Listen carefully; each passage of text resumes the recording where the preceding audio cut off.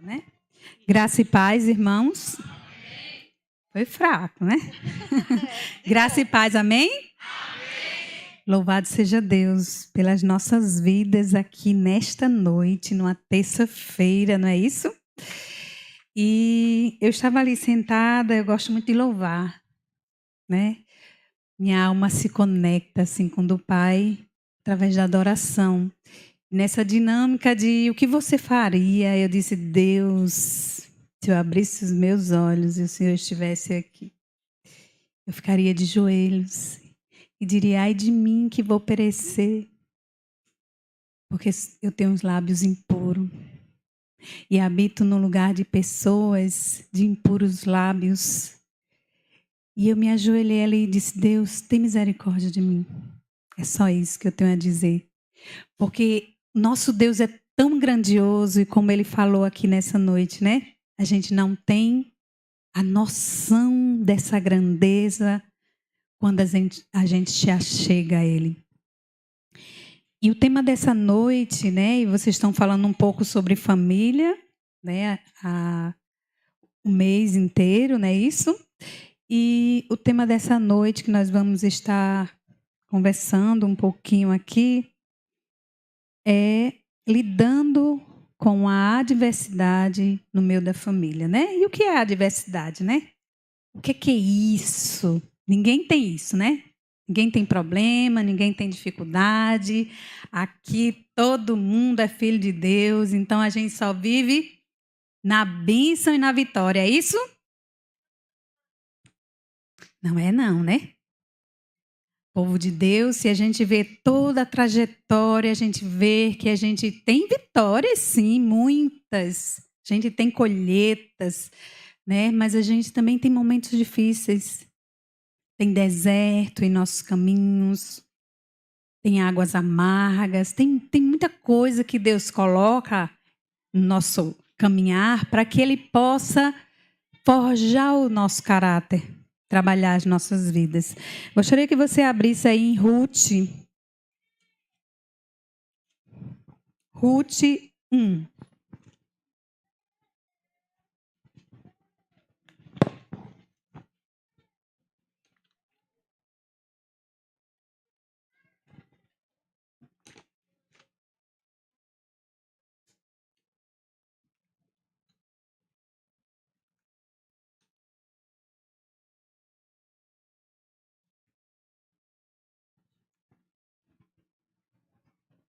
Amém? Podemos ler então Ruth 1, de 1 até o verso 5. Nos dias que julgavam os juízes, houve fome na terra e um homem de Belém de Judá saiu a habitar na terra de Moabe, com sua mulher e seus 2 filhos. E este homem se chamava Elimeleque. E a sua mulher, Noemi, os filhos chamavam Malom e Quilion, efrateus de Belém de Judá. Vieram à terra de Moabe e ficaram ali. Morreu Elimeleque, marido de Noemi, e ficou ela com seus 2 filhos, os quais casaram com mulheres moabitas. Era o nome de uma Orfa e da outra Ruth, e ficaram ali quase 10 anos. Morreram também ambos, Malom e Quilion, ficando assim a mulher desamparada de seus 2 filhos e maridos. Pai, nesta noite, nós te agradecemos o privilégio que o Senhor nos dá de estarmos aqui compartilhando a tua palavra, Deus. Tem liberdade em nosso meio. Usa-me, ó Deus, como instrumento apenas, ó Pai, para falar somente aquilo que o Senhor quer. Em nome de Jesus, amém. Acho que essa história ela é bem conhecida de todos, né? De Ruth e Noemi, da nora e da sogra, né? E a nora, ela tinha a sogra tinha 2 noras, Ruth e Orfa. E essa história é uma história triste aqui, quando primeiro ela perde o marido e depois os 2 filhos dela morrem. Então, Quer adversidade maior na nossa vida do que uma morte? A morte de um ente querido não existe, né? A gente passa por muitas coisas na nossa vida e perder algo ou perder alguém é muito forte para nós.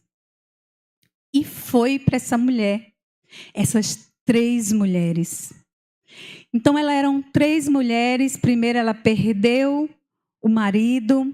E depois de quase 10 anos, os 2 filhos morreram. E aí, a gente vê que tem uma família ali. Elimeleque, os 2 filhos, as 2 esposas. Havia uma família ali. E aquela família parecia estar bem naquele lugar, porque o texto não fala que eles queriam sair de lá. Mas primeiro morre o marido, essa mulher ainda fica amparada pelo filho, pela lei da época, os filhos, eles amparavam as mães. E depois, quando esse marido dessas 2 noras morre, os seus 2 filhos, a mulher ficou desamparada. Então, a sensação dessa mulher aqui era de desamparo, de abandono, de tristeza, de sofrimento, de desolação. Então, quando um sentimento desse, ele adentra uma família, a gente precisa saber como lidar com ele. Porque se a gente não souber, a gente pode cometer os mesmos erros que Noemi cometeu. Noemi, ela era uma pessoa agradável, porque o nome dela significava agradável. Noemi, agradável. E ela conhecia Deus. Foi ela quem apresentou Deus às 2 noras. Ela vivia nas práticas cristãs, porque se Deus fosse algo distante, as 2 noras, né, não tinham tido conhecimento e depois a decisão de uma delas ficar com Deus. Então, Noemi parece com o que Rejane falou aqui nessa noite. Era uma religiosa de carteirinha. Conhecia bem a Deus, fazia os ritos, até evangelizava, porque ela evangelizou as 2 noras. Mas no momento de adversidade, que é onde a gente deve exercitar a nossa fé, que é nesse momento que Deus nos prova para saber, para que você e eu saiba, porque Ele já sabe. Não é para Ele saber não, porque Ele já sabe o que está no nosso coração. É para que eu e você saiba até que ponto você realmente é filho ou apenas um religioso. E Noemi, neste momento, ela não demonstrou a fé e a confiança que ela professava. Noemi, ela se deixou contaminar pelas águas amargas. Porque a mágoa, já está dizendo mágoa, água. É uma água ruim e amarga que a gente decide beber e se amargurar e trazer amargura ao nosso redor, e isso contamina não só dentro, mas de dentro para fora. Noemi, ela rejeita uma filiação que o próprio Deus, né, uma identidade, porque quando ela volta para a cidade dela, ela volta e ela diz assim, e as mulheres chegam lá, e as mulheres vão até ela, no 19, ela diz assim, ela diz, a pergunta é, não é esta Noemi? Parece ela, mas é esta Noemi? Ou seja, havia uma dúvida, talvez ela já viesse assim, cabisbaixo, mal. E aí ela diz, não me chame Noemi. Me chame de Mara. E Mara significa amargura. Esta mulher, que tinha o nome Noemi agradável, no meio da adversidade, ela rejeita essa filiação, ela rejeita essa identidade e ela diz: não me chame de agradável, porque não tem nada de agradável. Me chame de Mara, me chama de amarga. Como uma pessoa é capaz de dizer isso? Ela estava dizendo isso em praça pública, porque foram quando elas chegaram a Belém, no meio da cidade de todo mundo, ela diz: me chame de amarga. É muita amargura dentro de uma pessoa para que ela possa mudar até mesmo a sua identidade. E nos dias de hoje, às vezes a gente não muda a nossa identidade não, né? A gente não diz: ai, me chama de amarga. Mas a gente muda o nosso comportamento. A gente muda a nossa forma de tratar o outro, a gente muda a forma de ver o outro, e aí só sai de dentro de nós a amargura. Amargura na forma como a gente olha o outro, amargura na forma como a gente se reporta ao outro, nas críticas, naquele olhar, na inveja, porque eu não tenho mais um marido, porque eu não tenho mais 2 filhos, porque ela tem, porque o outro tem, porque o outro tem. E ela disse mais, ela disse: olha, me chama de Mara, porque grande amargura me tem dado o Todo-Poderoso. Ela atribui toda a amargura que ela está passando a Deus. E eu digo isso porque nós estamos hoje aqui, firmes na presença do Senhor. E Deus nos pede o nosso filho, e Deus nos pede o nosso marido, um ente querido, o nosso emprego que nos sustenta, sei lá o quê. Ou Deus permite que o mal venha sobre nós. Qual seria a nossa reação? A gente ficaria ressentido com Deus, magoado com Deus, porque o Senhor me tem dado, Todo-Poderoso tem me amargurado. Eu saí ditosa e voltei pobre. O Senhor me fez voltar pobre. O Senhor se manifestou contra mim. O Senhor me tem afligido.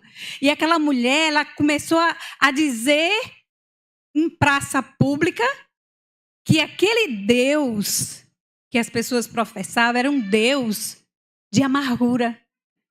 Porque nós vemos no outro aquilo que está dentro de nós. E muitas vezes nós atribuímos a Deus coisas que é íntima e pessoal minha. Porque Deus é um ser perfeito. Ele é amoroso, como nós cantamos aqui. Ele é misericordioso. Ele é galardoador. Mas nós sabemos que nós não somos para sempre. Nada do que temos é nosso. Quando Deus nos prova e quando Deus permite algumas coisas em nossa vida, o nosso comportamento é um comportamento de amargura, de erguer um monumento em praça pública e cultuar a nossa dor. E ali a gente fica anos e anos e anos pensando: porque o meu pai, porque a minha mãe fez aquilo, porque o meu pai fez aquilo, porque o meu pai ama mais os meus irmãos, porque eu não tenho isso, porque eu sou assim, porque eu não tive isso, e a gente vai se amargurando e arrastando a amargura dentro de nós sem perceber. Porque a amargura não é como um choro que você chora ali e está chorando, não. A amargura, ela sai na acidez da palavra, né? Ela sai num humor bem ácido. Você está ali rindo, contando uma piada, mas você está ali jogando todo o mal que há dentro de você naquele outro. Desfazendo, desmerecendo. A amargura, ela vem maquiada tantas vezes da verdade. Eu sou verdadeira. Eu sou positiva, eu gosto de dizer as coisas. Eu não sou falsa, eu falo na cara.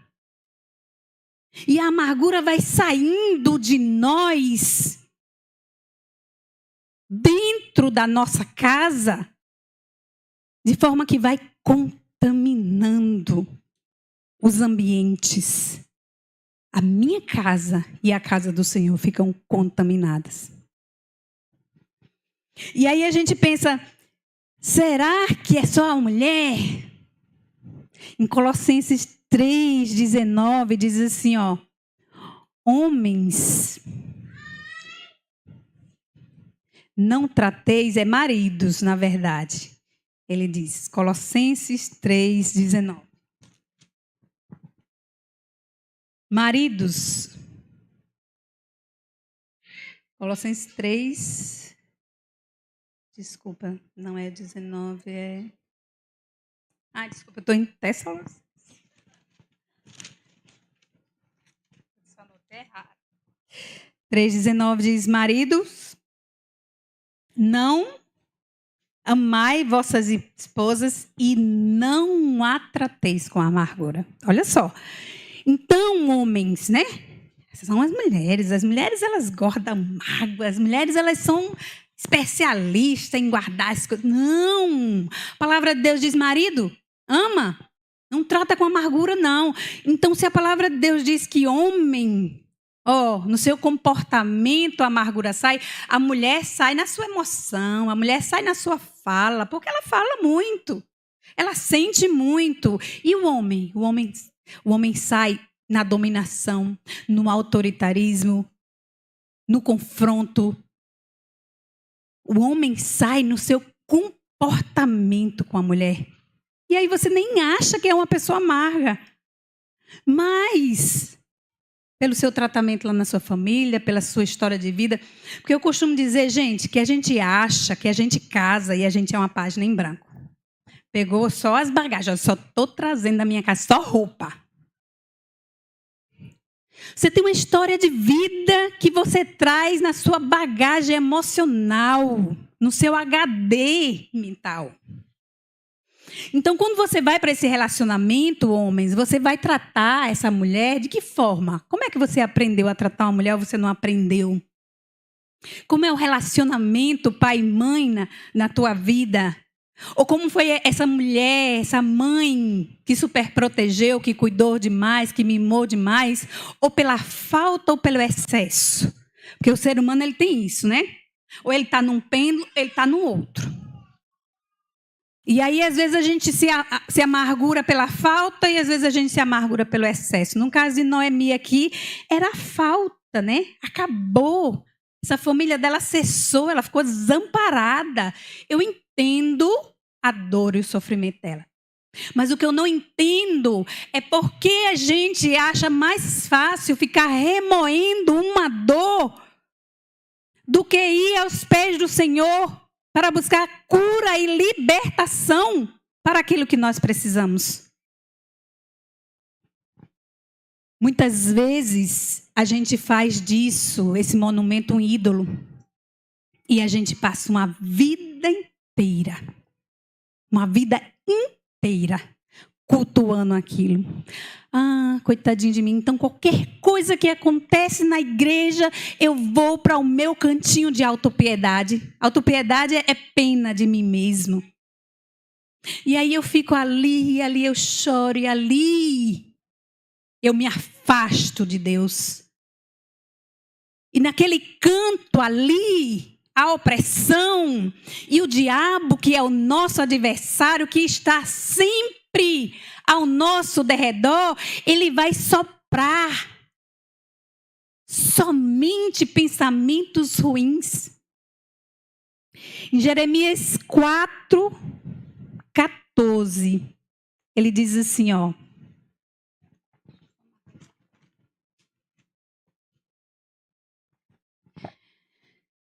Lava teu coração da malícia, ó Jerusalém, para que sejas salva. Até quando hospedarás contigo os teus maus pensamentos? E quando eu li esse texto, e eu estou fazendo um estudo, né? Deus tem me conduzido nesse lavar, essa lavagem do Espírito. Quando Deus me levou a esse texto aqui, lava o teu coração da malícia. A maldade está dentro de nós. O coração é aquela parte de nós que nem eu nem você tem acesso. É aquilo que a psicologia Freud chama de inconsciente. Sabe quando o salmista diz assim: sonda, Senhor, o meu coração? E conhece, prova os meus pensamentos. Quando ele diz sonda o meu coração, o Senhor vai lá, sonda e já nos conhece. O Senhor não precisa de pensamento. Mas quando ele prova o pensamento, a prova que ele nos dá é para que eu e você tomemos consciência daquilo que está inconsciente dentro de mim. Daquilo que eu fico repetindo e repetindo. E que as pessoas dizem: fulana já está fazendo aquilo de novo. Já está naquele relacionamento novamente com uma pessoa que só maltrata. Cicrano já está vivendo aquela mesma história de novo. E a pessoa não consegue se enxergar nesse movimento. E aí Deus tem que dar uma prova, gente. E às vezes a prova é isso. É uma adversidade. E aí vem uma adversidade no meio da nossa família, seja com pai, com mãe, seja com marido. E a gente diz: por que, Senhor? Por que comigo? Por que só comigo? E a gente ama botar o só, né? Porque só comigo. E quando Deus nos prova, Ele tem um propósito maior na nossa vida. Então, essa mulher, Noemi, ela decidiu viver com a amargura. Ela decidiu mudar de nome. Ela decidiu viver essa história amargurada e se entregar a isso. Mas a outra mulher dessa história que a gente leu, tinha mais duas, né? Tinha a Ruth e Orfa. A Orfa, ela insistiu, ela disse: tudo bem, vou voltar para casa. Você não tem realmente outro filho para mim. Amo você. Para você ver como essa mulher não era amarga antes. Porque uma pessoa amarga, ela afasta as pessoas. A primeira coisa que ela fez foi afastar essas noras. E as noras abraçaram e choraram com ela. E disseram que queriam ir com ela. Então, se ela fosse essa pessoa amarga, as noras tinham... Mas a nora: não, a gente quer ficar. E ela começou a afastar: vão, não tenho nada para oferecer. Vão, me deixe. E aí Ruth, ela tentou e ela conseguiu fazer um movimento diferente. Ela disse como a outra: eu vou ficar. Ela insistiu, a outra foi embora. E ela disse: não insistas. Porque não instes para que eu te deixe. Não me obrigue a não seguir-te. Porque aonde quer que fores, irei eu. E aonde quer que pousares, ali pousarei eu. E o teu povo é o meu povo. E o teu Deus é o meu Deus. Então essa mulher, ela foi evangelizada por essa pessoa aqui religiosa. Essa mulher, no meio à adversidade, ela perdeu o marido. Ela podia voltar para a casa dos pais, talvez não casar nunca mais naquela cultura. Podia ficar mal vista. Mas aquela mulher, ela viu, ela conheceu, ela teve um encontro com Deus. E aquela mulher disse: não é esse mal que vai me parar, porque ela diz assim: não inste, porque nem você vai conseguir me parar. Eu vou com você. E o teu povo, ela não diz será quando eu chegar lá. Ela diz: o teu povo é. Agora, já é o meu Deus, já é o meu povo. E o teu Deus já é o meu Deus. Essa mulher, ela tinha convicção que falta no meio do povo de Deus. E se a gente olhar de onde é que Ruth era, e o livro de Ruth o tempo todo, Ruth, a Moabita, Ruth, a Moabita, Ruth, a Moabita. Moabe é a terra onde Ló e as filhas dele iniciaram. Moabe é uma terra que começou de incesto, prostituição no meio da família. O Deus que eles cultuavam lá, o principal dele era o Quemós. Era um Deus que queria sacrifício de humanos. Era esse Deus que ela conhecia. Era um Deus que pegava as pessoas e queimava as pessoas. Era um Deus que mandava sacrificar pessoas. E quando ela olhou para aquele Deus que não pedia nada disso, e quando ela olhou para aquele Deus que foi benevolente com elas, todo o tempo em que elas ficaram lá, junto com aquela sogra, elas têm uma diferença aqui. Ele não pediu que sacrificasse o marido dela. Ele não pediu que sacrificasse o meu marido. É diferente. A morte vem para todos. Ela entendeu que o Deus dela era mau. Exigia a maldade. E ela entendeu que o nosso Deus, ele age por meio da adversidade. Que aquelas pessoas morreram de causas naturais, a Bíblia não diz, mas também não diz que foram assassinados. Que a adversidade acontece. E ela não viu a mão de Deus ali punindo. Aquela mulher, ela tinha costumes, ela tinha valores, ela tinha tradições, ela tinha a casa do pai muito forte. E ela estava em casa, morava lá, onde eles estavam. E ela disse, eu vou lá. O teu povo, que eu não sei nem quem é, que eu não conheço, é o meu povo. O teu Deus, que eu tive o prazer de conhecer enquanto morei com vocês, é o meu Deus, é esse Deus que eu quero para mim. E na adversidade ela mostrou fé, confiança, disponibilidade para a mudança. Porque a amargura ela vem, a adversidade ela vem e ela nos dá um checkmate. Ou você bebe essas águas amargas, ou você se refaz e muda a tua rota. E Ruth disse, eu estou disponível agora. Vamos. Onde quer que fores, eu irei. E quantas vezes a gente está na adversidade, está no problema, e Deus quer nos mostrar uma nova rota, uma rota de escape, uma rota para a gente conseguir chegar naquilo que nós precisamos. E o que a gente faz é permanecer agarrada com a dor e com a adversidade. Ruth, ela rejeita a identidade dela, moabita, quando ela assume o povo e a nova filiação. Na adversidade, Ruth disse, esse é meu Deus. Esse é o meu Deus.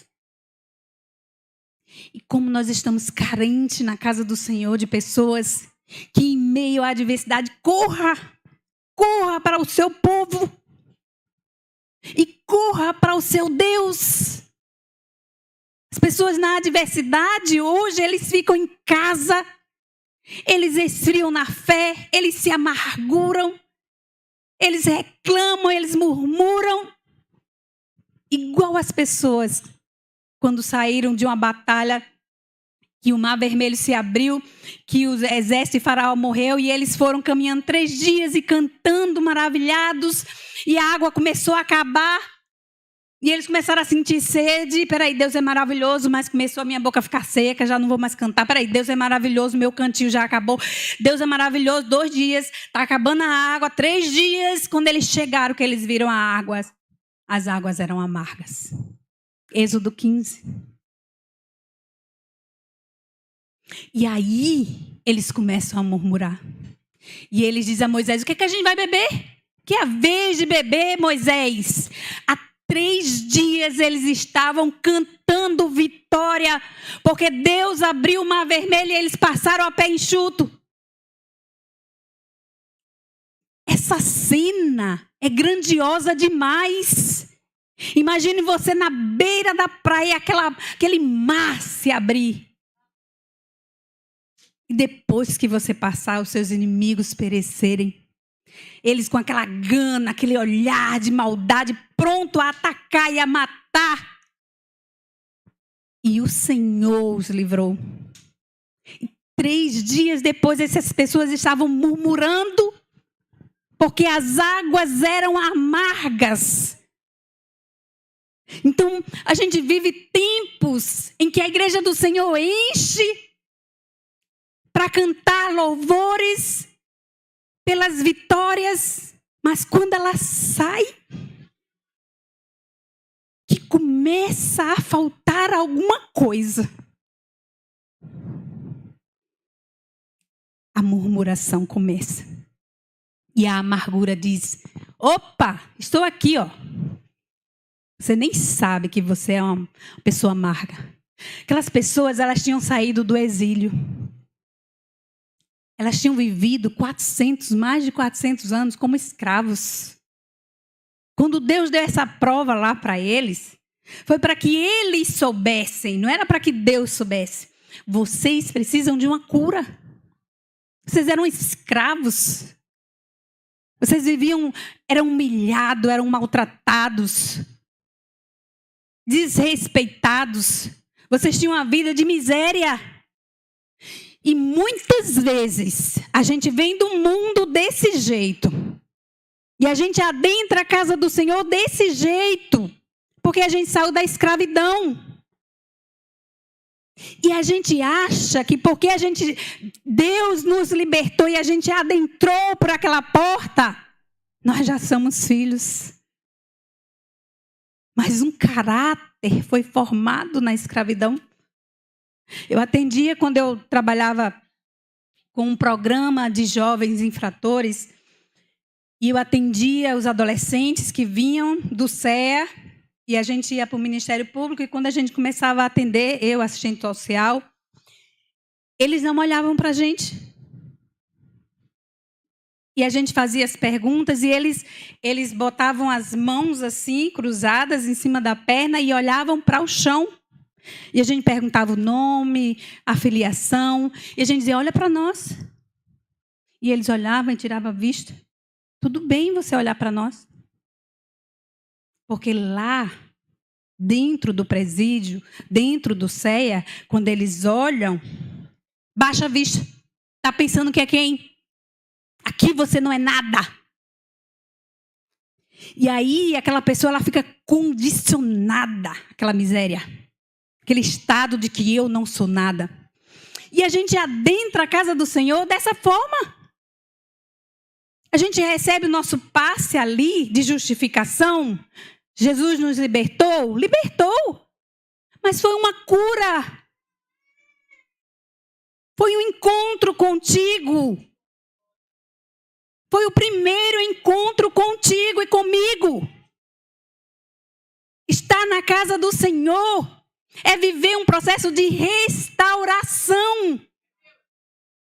Então, vai passar momentos, muitos momentos de provas, para que Deus mostre o que está no teu coração.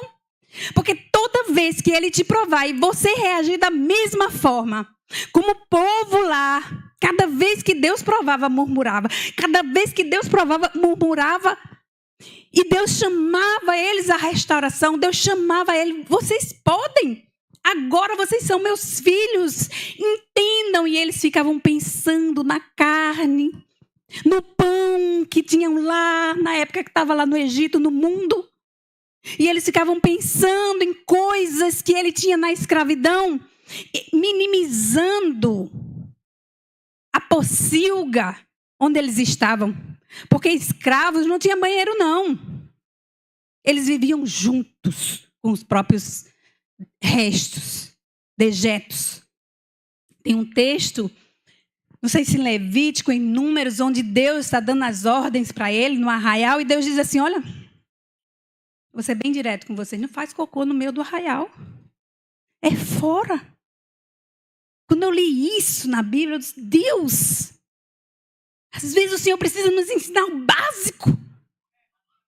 O básico do básico, porque a nossa vida de escravidão lá fora, às vezes acaba com a nossa autoestima, a nossa autoconfiança, o nosso amor próprio.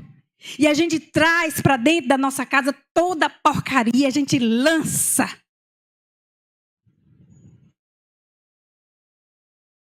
E vive uma vida de amargura. E aí Deus nos prova com as adversidades. Deus nos prova para mostrar o que está em nosso coração. Então, nessa noite, né, que a gente tem essas duas mulheres aqui. Quando elas chegaram lá, Noemi ficou em casa e Ruth disse assim, deixa-me ir ao campo. Ver se eu colho algumas espigas atrás daquele que me favorecer. A amarga ficou em casa. Disse, vai. Não teve iniciativa. Ficou lá no seu altar de autocomiseração. E Ruth disse, eu vou lá. E foi lá, naquele lugar de humilhação, porque ela não era serva. Ela não era serva naqueles campos.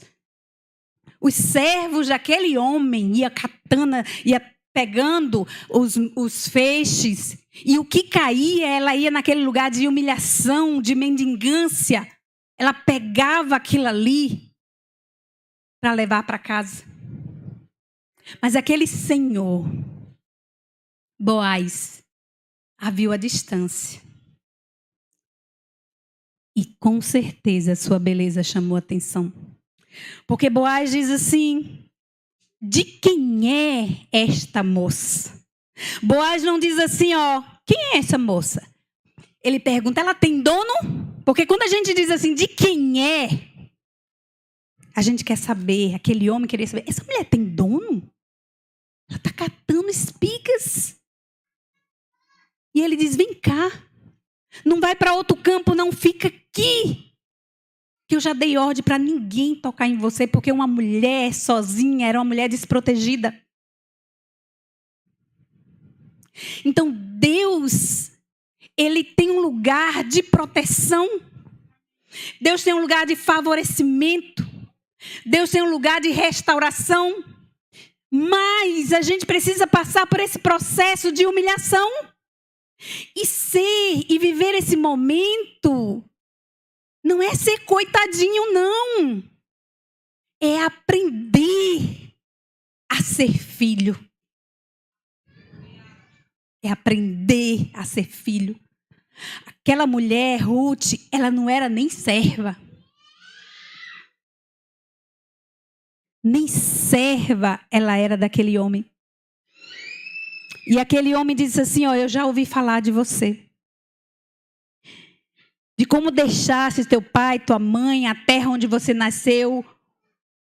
Que viesse do povo para um povo que você nem conhecia.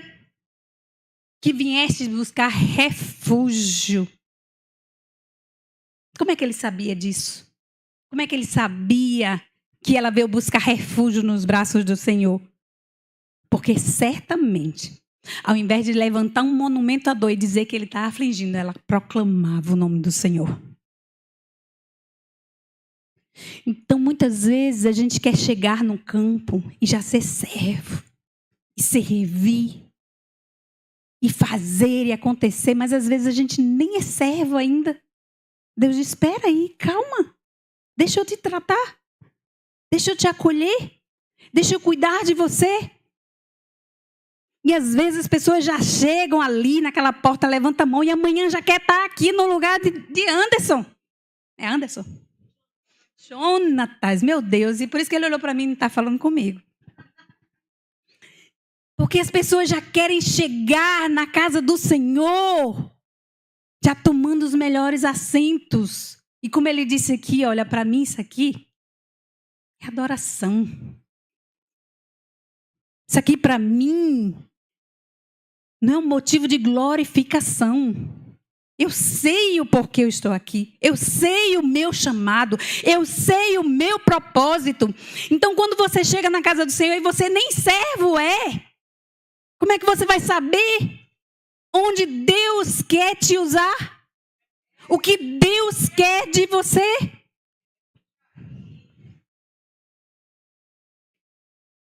O Senhor, Ele quer nos engrandecer, sabe? Mas tem um caminho. Tem um caminho de cura e restauração. A cura, ela é pontual. A cura, ela é pontual. A cura, você tá com uma feridinha aqui, você passa um remédio e você sara. E aí, sabe aqueles furúnculos? Ele nasce em outro canto. Aí você vai lá e sara, espreme, não sei o quê, passa isso. Tem gente que é banana, bota não sei o quê, tanta coisa. Depois nasce de novo, nasce de novo, nasce de novo, infecciona, inflama, incomoda. Deus não é um Deus disso. Deus é um Deus que Ele age de dentro para fora. Ele vai lá no teu exame de sangue e vai dizer, isso aqui, olha, um sangue está enfraquecido. Tem algo a mais aqui, vamos tratar com remédio, vamos tomar. Aqui possa sarar aqui, ó, de dentro para fora. Queria que você abrisse comigo em Hebreus 12. A gente já está indo para o final aqui. Hebreus 12.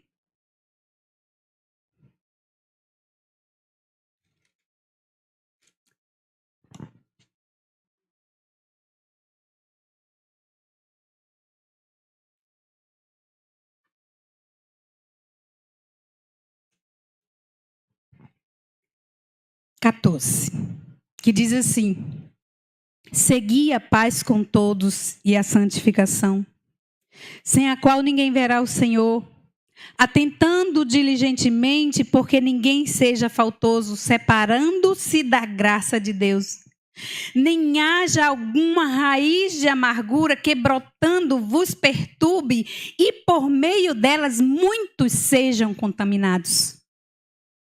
Se você e eu não formos aos pés do Senhor, essa amargura ela vai enraizar dentro de você. E ela vai começar a brotar nas tuas palavras, nas tuas atitudes. E ela vai contaminar a tua família, ela vai contaminar a tua igreja, ela vai contaminar o teu trabalho. Sabe aquela pessoa que você diz assim, ela saiu por causa de A e B, aí ela saiu por causa de A e B, e a pessoa diz assim, será que ela não percebeu que o problema é ela? Para onde ela for, vai ter A e B. E a palavra de Deus nos chama nessa noite a entender que essa amargura ela não só existe devido ao tempo que a gente viveu longe do Senhor, até mesmo na casa do Senhor. Eu vivi minha vida toda na casa do Senhor. Minha vida inteira. Grande parte dela como uma grande religiosa. Amargurada por um pai alcoólatra que não me deu aquilo que eu gostaria de ter tido. De não ter conseguido viver ou ser aquilo que as minhas colegas tinham, aquele gramado mais verde, né? Eu estava na faculdade, a minha colega, o pai dela vendeu um carro e ela foi fazer mestrado na França. E eu, Deus, entende? A gente nunca está satisfeito. E aí a amargura vem. Pá! E aí a amargura vem. E ela enraiza, ela cria raízes. E como um câncer, metástase dentro de nós. E somente o Senhor é quem pode, não é curar só, é restaurar dia após dia. Em Hebreus, no 10, e eu vou terminar com esse texto aqui. Hebreus 10, 22, ele diz assim: aproximemo-nos com sincero coração, em plena certeza de fé, com o coração purificado da má consciência e lavado o corpo com a água pura. Então Deus quer que nos aproximemos dele. Deus quer nos ajudar na nossa adversidade. Mas Deus quer que nós tenhamos um coração sincero, como Ruth teve. Eu quero estar com Deus. Ele é meu Deus. A plena certeza de fé, como Ruth disse: este é o meu Deus, este é o meu povo. Passe o que passar. Essa é a minha identidade. Não fica pulando de igreja em igreja, procurando o quê? Deus habita neste lugar. Aqui não é outro lugar, senão a casa do Senhor. Se há problemas, eles precisam ser resolvidos aqui, nos pés do Senhor.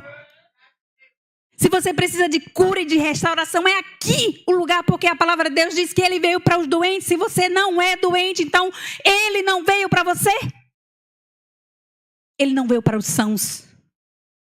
Ele veio para mim e para você que necessitamos dele.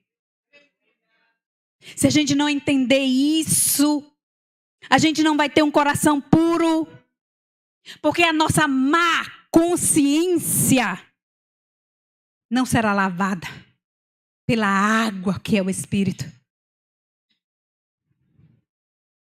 O Senhor nos chama nessa noite que possamos sair desse lugar de cura e entrar no processo de restauração.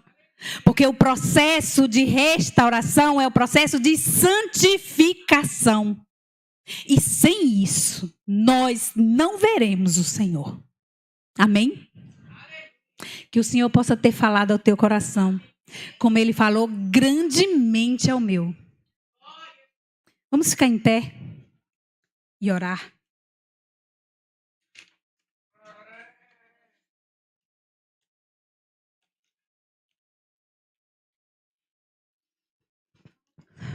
Pai, eu te sou grata nessa noite, ó Deus, porque o Senhor é bom em todo o tempo, ó Pai. Mesmo quando as adversidades, ó Deus, se levantam nosso meio, na nossa casa, no seio da nossa família, Deus, o Senhor é bom e continua sendo benevolente, ó Pai. Ajuda-nos, ó Deus, ajuda teus filhos, as tuas filhas, ajuda-me, ó Deus, nesta noite, a entender, ó Pai, que o Senhor quer mais de nós. O Senhor quer uma aliança, um compromisso, firmeza na tua palavra, porque é a tua palavra explanada, falada, explicada através do teu Espírito que nos lava, ó Pai. Ajuda-nos a vivermos, ó Deus, segundo a tua vontade, meu Pai. Em nome de Jesus e para a tua glória. Amém.